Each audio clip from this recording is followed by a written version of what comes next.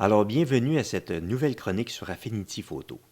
À partir de cette chronique, on va commencer à travailler sur les éléments de manière à faire en sorte qu'ils soient mieux intégrés à la photo d'arrière-plan. Par exemple, on va commencer avec le soulier qui, lui, en ce moment, semble flotter par-dessus l'herbe. Alors, on va travailler de manière à faire en sorte qu'il soit comme plus enfoncé dans l'herbe. Alors donc, la première chose qu'on va faire, c'est de sélectionner le calque du soulier. On va ouvrir ici avec la petite flèche pour accéder au masque. On sait qu'avec le masque, on est en mesure de travailler la transparence de notre, en tout cas d'une partie de notre chaussure. Ici, le masque, on avait caché tout l'environnement du soulier et on va maintenant faire en sorte qu'on puisse voir à travers la chaussure et de manière à faire comme simuler que si l'herbe passait par-dessus. Alors pour ce faire, évidemment, quand on travaille avec le masque, on travaille toujours avec un pinceau. Et lorsqu'on travaille avec le pinceau, on voit ici que si je passe le pinceau, ben, l'herbe passe par-dessus.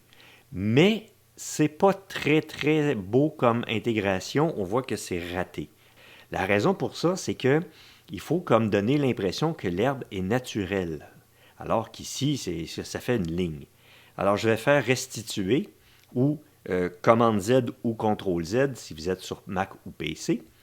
Et je vais vous montrer qu'on peut utiliser en haut ici des pinceaux différents pour faire ce genre d'intégration. Actuellement, je suis dans une catégorie qu'on appelle de base ou basique et j'ai, moi, fait des recherches et j'ai trouvé un pinceau dans les huiles, donc dans la catégorie des pinceaux de type huile, un pinceau que j'aimais beaucoup qui s'appelle huile à fibre moyenne ici. C'est écrit avec 72 pixels de large. Alors, je l'ai sélectionné et à partir du moment où ce pinceau-là est sélectionné, je peux peindre avec ce pinceau-là ici et donner des petits coups de manière à faire en sorte que l'herbe a l'air à sortir par moton ou par bout. Voilà, comme ça. Ça donne un effet un petit peu plus réaliste. Et, au besoin, on peut ajuster la taille dans plus petit ou plus grand et faire quelques ajustements ici et là pour donner une impression d'intégration beaucoup plus harmonieuse. Et on peut évidemment inverser la couleur et y aller dans l'autre sens aussi, en enlever un peu si on trouve qu'on en a mis trop. Alors, comme vous pouvez voir, le simple fait de peindre comme ceci permet de faire en sorte que notre chaussure a l'air beaucoup mieux intégrée à notre fond.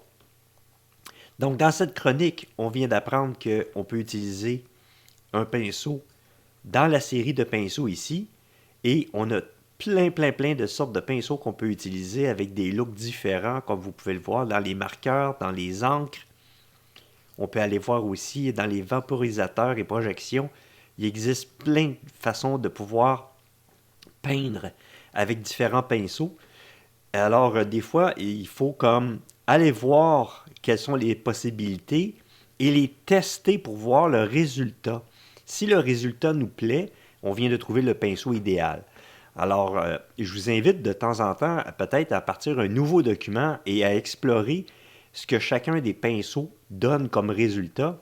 Et vous allez pouvoir être en mesure, à la longue, de vous habituer aux pinceaux et quels sont les résultats qu'ils donnent.